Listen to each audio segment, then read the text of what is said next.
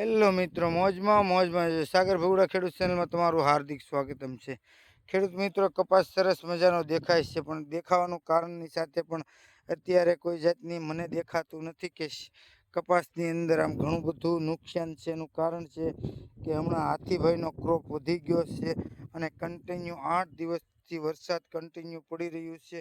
અને તમે જોઈ શકો છો, સાપું એકલું સાપું ખેરી નાખ્યું છે મારો ભાઈ. જ્યાં જોઈને એકલા સાપવાના ઢગલા થઈ ગયા છે.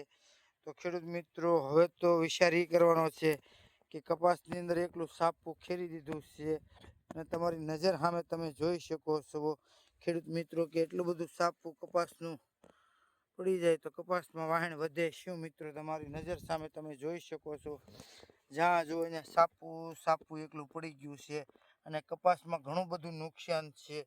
તમે જોઈ શકો છો, હાથીના વરસાદના કારણે કપાસની અંદર સાપા બધા ખરી ગયા છે.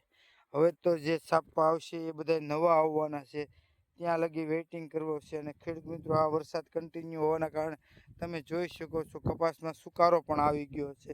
તમે જોઈ શકો, તમારી નજર સામે કપાસ સુકાવા મળ્યો છે, કેમ કે પાણી પછી કેટલું સહન કરે.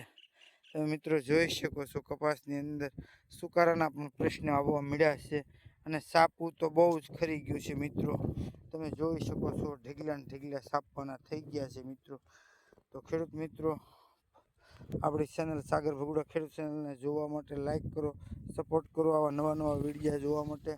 કેમ કે સાપું તમે જોઈ શકો છો મિત્રો, બધા કપાસની લાઈનની અંદર તમે જુઓ તો એકલું સાપું ખરી ગયું છે. ફૂલ સાપું ખરવાથી કપાસની અંદર ખરેખર ઘણું બધું નુકસાન છે ખેડૂત મિત્રોને. પણ શું કરીએ, હાથી છે, હાથીનું નક્તર ચાલી રહ્યું છે અને ખરેખર તોફાની બેટિંગ સાથે વરસાદ પડે છે 8 દિવસથી.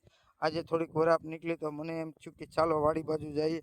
તો ખેડૂત મિત્રો, તમે જુઓ, કપામાં સારો એવો ફાલ પણ છે, પણ હવે સાપું ખેરી નાખે તો પછી ખેડૂત કરે બિચારો શું કરે. તો ખેડૂત મિત્રો, લાઈક કરો, સપોર્ટ કરો આવા ખેતીવાડીના વિડીયા જોવા માટે. હવે મિત્રો, આપણે એક જ કરવાનું છે કે વરસાદ વયો જાય એટલે દવાના છંટકાવ કરવાના છે. પ્રોફેનો મોનો 80 ફેટના છે, પછી ખાતરના છે. ખાતરમાં જે ફાલની દવા આવે એ ફાલના પણ છંટકાવ કરવાના છે અને ખાતર પણ નાખવાનું છે.